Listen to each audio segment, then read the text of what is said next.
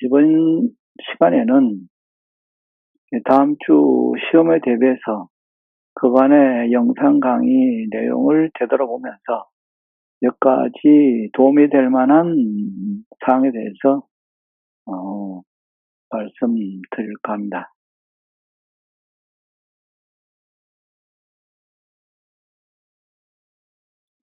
첫 번째 강의가 이른바 19세기 후반 서구 문명과 동아시아 세계 충돌이라는 주제로 진행됐었는데, 이 강의에서는 19세기 서세동림의 특징, 그리고 서세동림에 대하여 중국, 일본, 그리고 조선이 처했던 역사적 조건과 환경의 차이 등에 대해서 살펴보았습니다. 이른바 서세동림이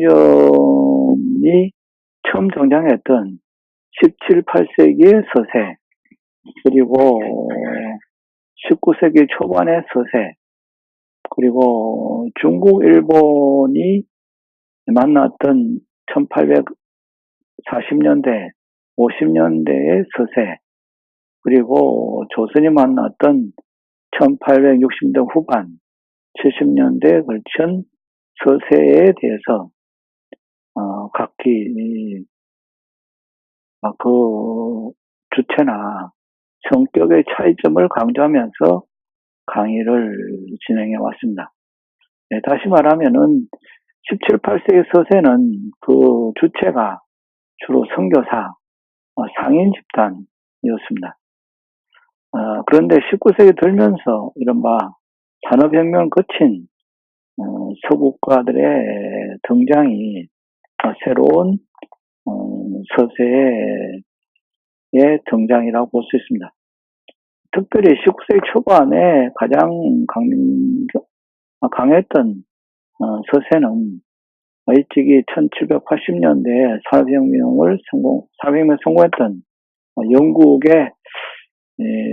영국이 독주하는 그와 같은 시대였던 데 비해 가지고 1840년대의 경우 이른바 후발자본주의과 프랑스, 독일 등도 동아시아 세계에 등장하는 시기였고, 그리고 우리가 만났던 1860년대 후 70년대의 경우 이와 같은 선발자본주의과 후발자본주의 국가들이 그들의 세력권에 편입되지 않았던 그 유일한 동아시아 지역 한반도에 집중되면서 서로 간에 경쟁과 갈등이 가장 첨예했던 시기에 서세였습니다. 다시 말하면은 각 서세들이 처했던 시대적인 배경, 그리고 주체의 성격 등이 이들 국가가 만났던 서세에 대단히 다른 여러 가지 모습을 보여주는 것이라고 생각합니다. 이와 같은 동아시아 삼국의 서세의 공통점과 차이점에 대한 연구는 현재 정치, 경제, 사회문화 모든 방면에서 이른바 근대화의 기원을 또는 근대화의 성공 여부를 찾는 물음에 대한 중요한 답을 제공하는 것입니다. 대체로 1780년대에는 왜 어떻게 일본이 세계 경제 대국으로 성장했는가 하는 문제에 관심도를 많이 가졌었고, 21세기, 이른바 2000년대 들어서는 중국 경제가 성장하면서, 연구의 관심들이 일본에서 중국으로 옮겨갔습니다. 이와 같은 동아시아 삼국의 근대화의 과정 또는 성패에 대한 관심은 이 강의 전체를 관통하는 중요한 주제라고 생각합니다.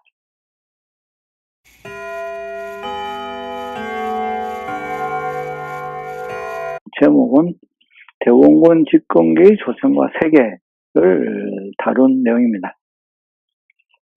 이른바 대원군 집권기 각종 정책의 실시와 성격, 그리고 프랑스, 미국과의 연속적인 전쟁, 이른바 병인, 식민양요, 그리고 그 직후에 전국 각지에서 세워진 첩합이 건립의 배경 등을 다루었습니다.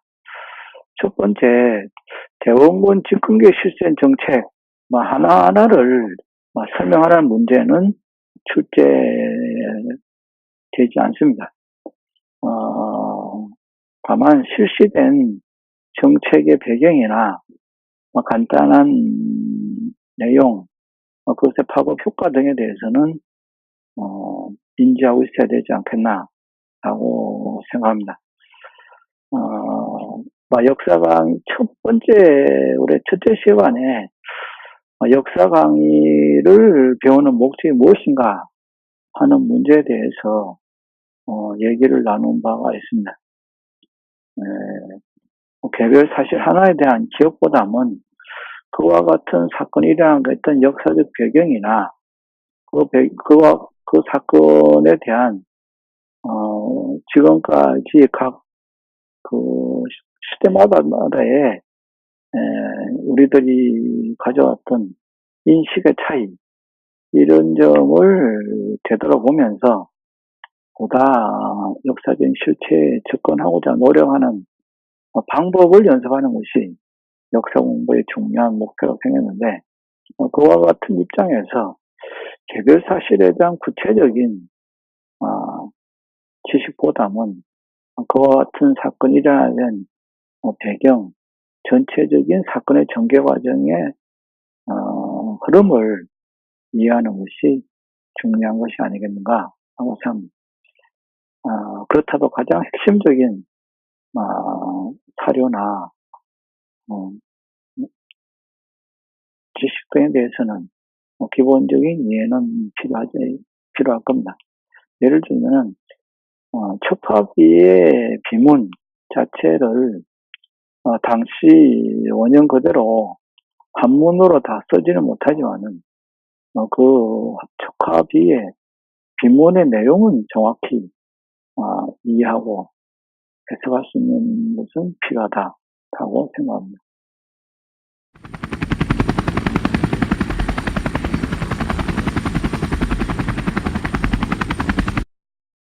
조선 최초의 조약을 체결하다 하는 주제로 두 개의 동영상으로 구성되어 있습니다.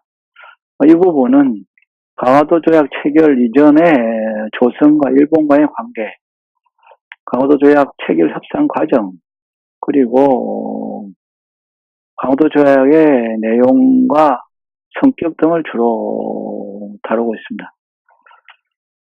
예를 들면은 강화도 조약의 경우 이와 같은 조약 체결 배경을 이른바 자율론과 타율론으로 소개했고, 자율론의 배경은 1860년대 이후 조선 내 개항을 주장하는 개화 세력의 성장, 그리고 타율론의 경우 명추신 이후 일본에 대한 정책 또는 중국의 조선에 대한 정책 등을 타율론이라고 소개한 바 있습니다. 강화도 조약에 맺게 된 가장 직접적인 요인은 역시 명추신 이후 일본의 대외정책, 특히 조선정책 문제를 중심으로 강의를 진행해 봐 있습니다. 이른바 1863년에 일본 내에 정한 논쟁, 그리고 75년에 운양호 사건, 이어 운양호 사건에 이은 강화도 조약 체결 과정에 대한 내용이 강의의 중심 내용이었습니다. 대체로 시험에서 주로 눈여겨볼 우리가 주제는 이른바 명추신 이후 일본 측이 조선을 어떻게 인식했는가, 또는 조선의 집권 세력 역시 일본을 어떻게 인식했는가 하는 문제에 대해서 주의 깊게 따라가 볼 필요가 있다고 생각합니다. 특별히 이 강의에서 제가 강조했던 부분이 이른바 어떤 국가의 대외 정책은 언제든지 국내 정치 세력 간의 갈등 또는 그 해결 과정에서 상당히 큰 변화를 가져온다 하는 점이었습니다. 다시 말하면은 대외 정치와 외교 정책과 국내 정국과의 관계, 이런 점에 대해서 각기 일본 또는 조선 내에 정치적 문제와 관련해서 관심을 가지면서 정리하는 것이 좋지 않을까라고.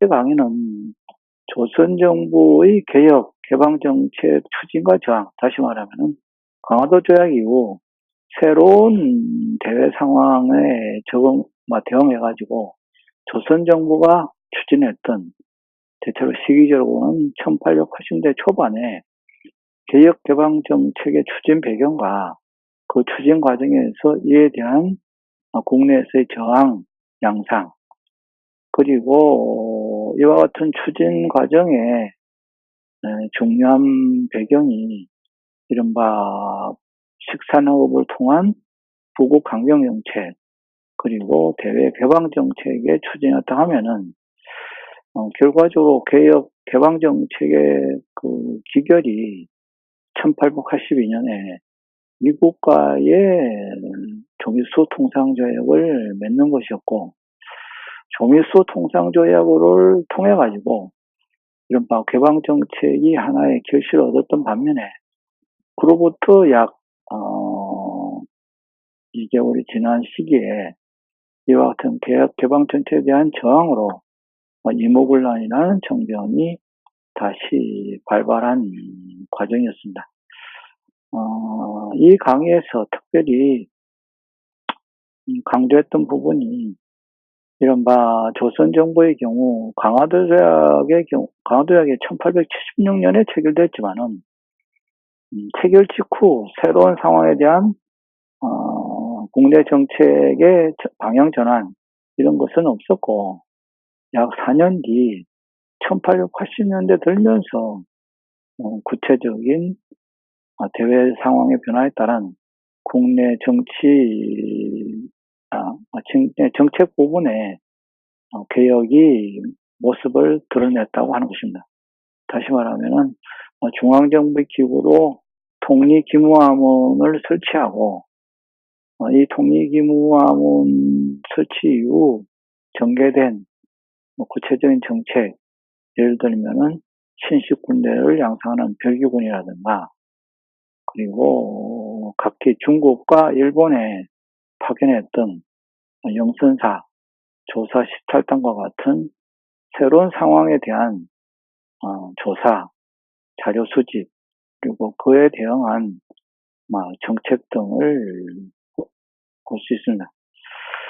그런데 이와 같은 정책이 여러 가지 갈등을 겪으면서 추진된 시기가 대체로 1881년에 집중됐었고, 이 1881년에 국내 정치 세력 간의 갈등을 가져오게 된 중요한 배경이 1880년 2차 수신사 김홍접이 가지고 온 이른바 조선 책략을 둘러싼 국내 정치 세력 간의 갈등이었습니다. 조선 책략이란 이른바 친중 결일 연미로 얘기되는 조선의 당면한 대외 정책이 이른바 러시아를 막는 정책이고, 러시아를 막기 위한 새로운 외교 정책 방향이 이른바 연미를 주장하는 조선 책략이었던 데 반해가지고, 이에 반대하는 세력으로 대표적인 세력들이 이른바 영남 만인석 사건으로 대변되는 저항이었습니다. 결과적으로는 82년에 조미수 통상조약으로 이어지지만은 우리는 이 두 이른바 문건, 조선 책략과 영림 만인소를 통해 가지고 당시에 조선인들이 가지고 있었던 대외 정세, 관련 국가들 각기 어떻게 인식했는가 하는 문제에 대한 이해를 갖는 게 중요하다고 생각합니다.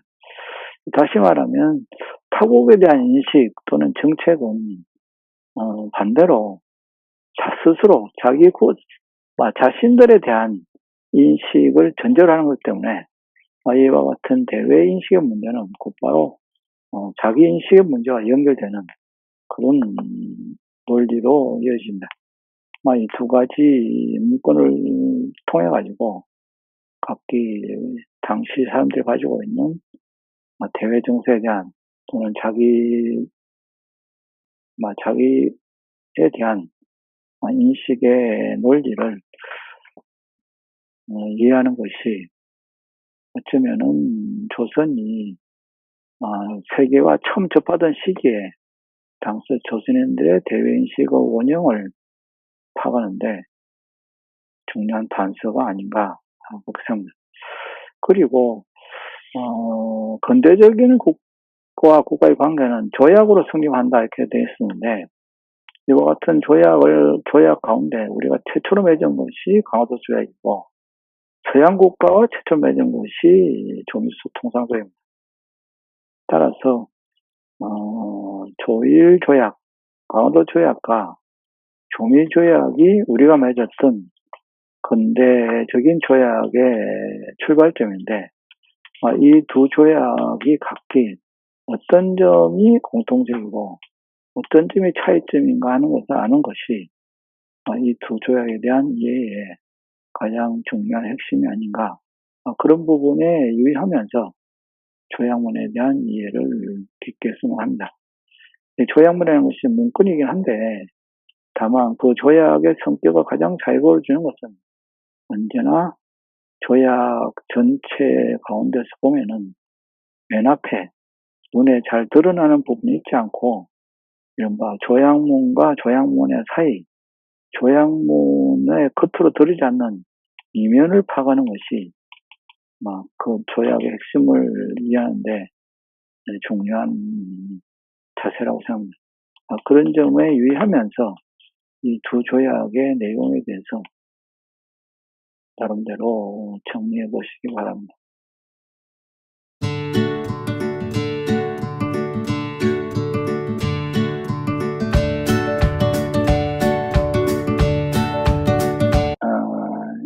주제가 1880년대 중반 조선의 개혁과 세계, 갑신정변과 갑신정변을 둘러싼 열간의 동향, 그리고 영상 강의 7번째는 갑신정변 이후 1885년 영국의 거문도 점령사건과 한반도 중립화론의 기원이라는 주제로 진행되어 왔습니다. 이 갑신정변에 대해서는 갑신정변의 가장 중요한 기초적인 사료인 갑신일록을 읽으면서 갑신정변의 배경 또는 원인 또는 정변의 전개 과정, 결과 등에 대해서 원사료를 바탕으로 한번 정리해 봤습니다. 따라서 갑신정변이라는 이른바 위로부터의 개혁에 대한 구체적인 사건의 전개 과정에 대해서는 중고등학교부터 이미 확인해 온 바기 때문에 그 내용을 되풀이할 필요는 없다, 이런 생각입니다. 다만 갑신정변을 추진하는 정치 세력들의 중요한 하여튼 정책적인 목표가 집약되어 있는 정강 14개의 가운데 그들이 추구했던 정치적인 개혁의 이상이 무엇인가 하는 점에 대해서는 구체적인 정강 내용을 들면서 이해하는 것이 중요하다고 생각합니다. 그리고 갑신정변 발발이나 배경 원인에 대해서 이른바 내부적인 원인과 아울러 대외적인 상황의 변화에 대해서 얘기를 하고, 이 대외적인 상황을 역시 갑신정변을 주도한 개화파 세력들이 어떻게 인식하고 있는가, 그리고 갑신정변을 추진하면서 이른바 정변 추진과 관련해가지고 개화파는 어떻게 열강들에게 접근하고 또는 그들의 갑신정변 시기에 인식이 어떠했는가 하는 문제를 중심으로 정리해보는 것이 필요하다라고 생각합니다. 다음으로 영국의 거문도 점령 사건을 다뤘습니다. 거문도 점령 사건은 시기적으로 보면은 갑신정변으로부터 약 넉 달 뒤에 세계 최강의 국가였던 영국이 조선의 정부에 전혀 사전 통지 없이 조선 영토 일부를 점령한 겁니다. 점령을 단순히 지나가는 군함이 타격한 것이 아니라 상당 기간 군사적인 거점을 마련하기 위해 사전에 준비를 하고 상륙한 이후 약 2년 가까이 기지를 건설하면서 점령하고 있다가 철수한 사건이었습니다. 다시 말하면 이 거문도 점령 사건의 경우는 그 배경으로 조선 1880년 이후 조선이 개방 정책을 추진하는 과정에서 국내 정치 세력 간의 개방이냐 저항이냐 문제를 두고 진행되었던 갈등이 각기 이모군란 또는 갑신정변으로 표면화되었는데, 이와 같은 정치적인 문제가 해결되는 가운데 한반도의 경우 단순히 한반 내부의 세력 간의 정치적인 타협이나 교섭으로 문제가 해결되지 않고 열강이 조선 문제에 바로 개입, 다시 말하면 군사적으로 개입하는 상황이 구체적으로 전개된 경우, 다시 말하면 이모군란 이후 갑신정변이 거치면서 조선이 당시 세계의 열강들의 초점이 가장 치열하게 부딪히는 국제적인 분쟁지가 된 상황이었습니다.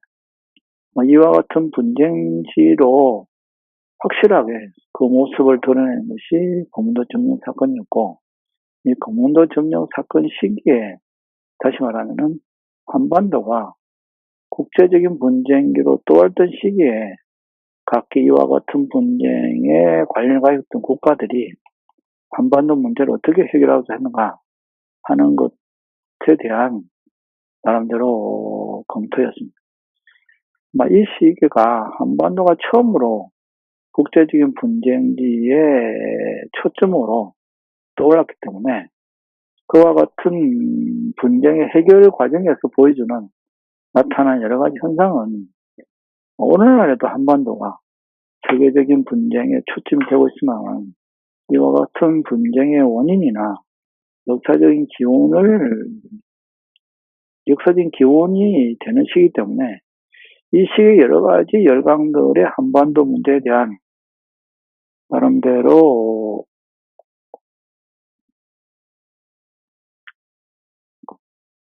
해결 방안은 오늘날에도 한반도 문제의 앞으로의 진행 방향에 대해서 여러 가지 시사점을 주는 것이 아닌가 라고 생각합니다.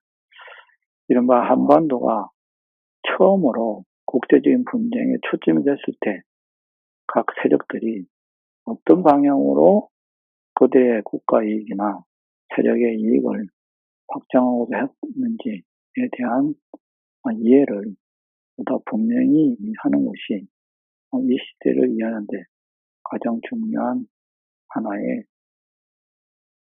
과제가 아닐까라고 생각합니다.